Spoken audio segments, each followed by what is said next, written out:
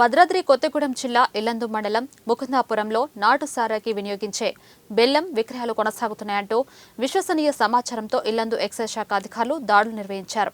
వెంకటరమణ అనే వ్యాపారి వద్ద నాటు సారాకి విక్రయించేందుకు సిద్ధంగా ఉన్న 5 బాక్సుల బెల్లం సుమారు 100 కేజీల వరకు స్వాధీనం చేసుకున్నట్లు ఎక్సైజ్ శాఖ ఎస్ఐ అచ్చారావు తెలిపారు.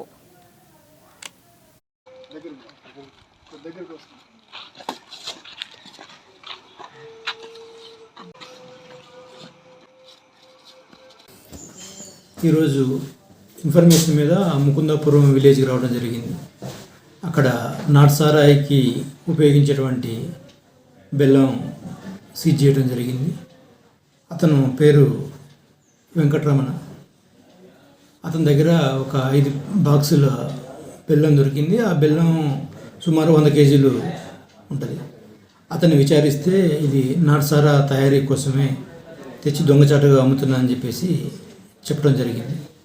అయితే ఈ బెల్లం తేవటం అమ్మటం అనేది చట్టరీత్యా నేరం కాబట్టి అతని మీద కేసు నమోదు చేశాం.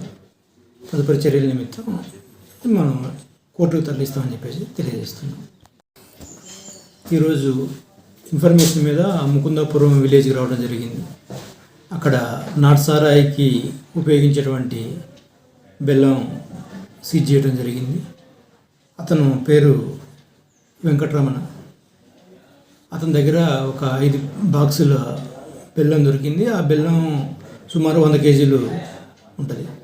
అతన్ని విచారిస్తే ఇది నాటు సారా తయారీ కోసమే తెచ్చి దొంగచాటుగా అమ్ముతున్నా అని చెప్పేసి చెప్పడం జరిగింది.